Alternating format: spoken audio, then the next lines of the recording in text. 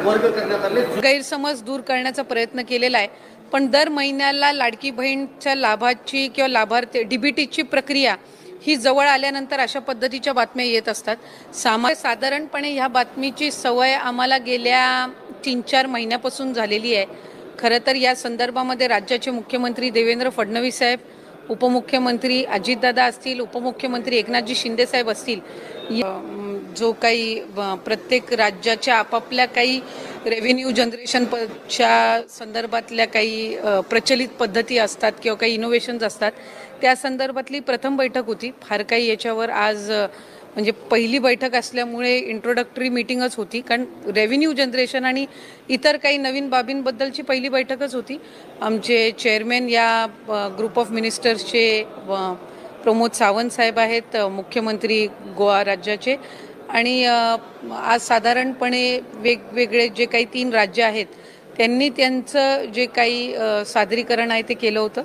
पुढच्या बैठकीपासून आणखीन टेक्निकल बाबींवर किंवा आणखीन महत्त्वपूर्ण बाबींवर त्यामध्ये चर्चा होईल। सामाजिक न्याय विभाग आणि त्याचबरोबर आदिवासी विभाग यांना त्यांच्या गेल्या वर्षीच्या जो काही आर्थिक संकल्पामध्ये जो काही बजेट दिला जात असतो त्याच्यामध्ये जवळपास 38% आणि 41% वाढ ही त्यांच्या एकंदर सालाबादप्रमाणे जो बजेट असतो त्याच्यामध्ये केलेली आहे, आणि त्याची घोषणा मार्च महिन्याच्या झालेल्या अर्थसंकल्पामध्येच अजितदादांनी अर्थमंत्री म्हणून त्यांचं बजेट सादर करत असताना केलं। या संदर्भामध्ये मुख्यमंत्री महोदयांनी सुद्धा वारंवार त्या संदर्भातलं स्पष्टीकरण दिलेलं आहे। त्याच्यामुळे कुठेही सामाजिक न्याय आणि आदिवासी विभागाचा त्यांच्या योजनांचा जो निधी आहे तो वळवून किंवा त्याच्यावर काही तो कमी करून काही लाडक्या बहीण योजनेसाठी दिला जात नाहीये। त्यांना 10% किंवा 20% जो काही मॅन्डेटरी आहे त्याच्यामध्ये अधिक वाढ ही अर्थ विभागाने आणि सरकारने केलेली आहे। इतकी संख्या समोर आली आणि शहरी भागात कुपोषित बालकांची संख्या जास्त असा आकडा आलाय।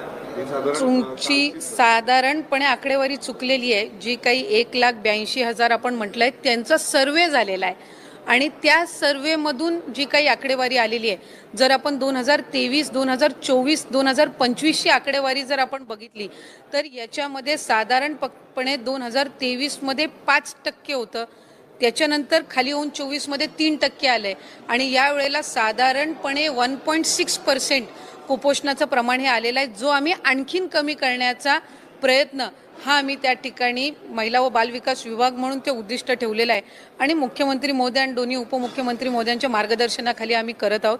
मुंबई उपनगरची जी आकडेवारी आलेली आहे 2 वर्षापूर्वीची जर आपण ती बघितली तर त्याच्या संख्या ही दुपटीने होती, आणि आज साधारणपणे 2,500 का 600 ही त्या ठिकाणी आकडेवारी आलेली आहे। ही 2 वर्षाच्या तुलनेमध्ये 50% खाली आहे, आणि ती आम्हाला आणखीन खाली ही या वर्षीपासून आणायची आहे। म्हणून VCDC जो प्रोग्राम असतो, म्हणजे ग्रामीण भागातलं कुपोषण कमी करण्याच्या दृष्टिकोनातून ज्या उपाययोजना केल्या जातात त्या आम्ही यंदाच्या वर्षीपासून अर्बन जो UCDC प्रोग्राम आहे, म्हणजे अर्बन एरियामध्ये कुपोषणाचं प्रमाण कमी करणं, यासाठी जवळपास 3 महिन्यापासून आम्ही चालू केलेला आहे, आणि त्याचा एक पॉझिटिव्ह रिझल्ट हा आम्हाला पाहायला मिळतोय। त्याच्यामुळे जर आपण 2023, 24 आणि 25 याची जर आकडेवारींची आपण तुलना केली तर आपल्याला लक्षात येईल की याच्यामध्ये शार्प डिक्लाइन आहे, म्हणजे ते कुपोषणाचं प्रमाण हे राज्यामध्ये कमी होत आहे। शहरी भागात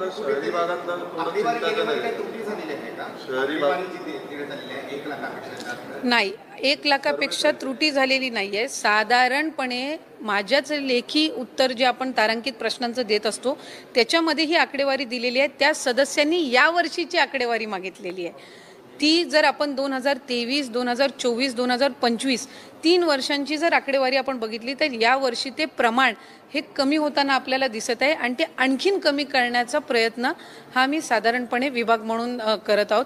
शहरी भागामध्ये साधारणपणे ज्या बालवाड्या असतात या तिथल्या महानगरपालिकेच्या अंतर्गत येत असतात। अंगणवाड्यांची संख्या तिथं कमी आहे, पण जितक्या अंगणवाड्या शहरी भागामध्ये आहेत, म्हणजे मुंबई महानगरपालिका असेल, पुणे महानगरपालिका असेल, इतर महानगरपालिका असतील, इथे आम्ही UCDC हा जो प्रोग्राम आहे हा एक्सटेन्सिव्हली आम्ही यंदाच्या वर्षीपासून राबवत आहोत, आणि त्याच्यामधल्या बालकांच्या मध्ये सॅम किंवा मॅम म्हणजे कमी तीव्र असणारे कुपोषित आणि तीव्र असणारे कुपोषणाचं प्रमाण जे आहे हे पुढच्या कालावधीमध्ये आपल्याला निश्चितपणाने कमी झालेलं पाहायला मिळेल. आम्ही जे राज्याचे उपमुख्यमंत्री एकनाथजी शिंदे साहेब ज्यांच्याकडे नगर विकास विभागसुद्धा आहे, आम्ही त्या विभागासोबत समन्वय साधून आणखीन बालवाड्या आणि अंगणवाड्यांमध्ये जे काही न्यूट्रिशन व्हॅल्यू जे आहे म्हणजे जो पोषण दिलं जातं हे अधिक चांगल्या प्रमाणामध्ये चांगल्या पद्धतीनं कसं देता येईल महानगरपालिकेच्या माध्यमातून सुद्धा हाही आम्ही प्रयत्न करतोय, जेणेकरून या सर्वेमध्ये बालवाडीमध्ये म्हणजे जे महानगरपालिकेच्या अंतर्गत येतात त्यांचंही याच्यामध्ये कॅल्क्युलेशन होत असतं आणि त्याचबरोबर एकात्मिक बालविकास अंतर्गत म्हणजे जो महिला व बालविकास विभागाअंतर्गत आहे त्यांचंही येत असतं.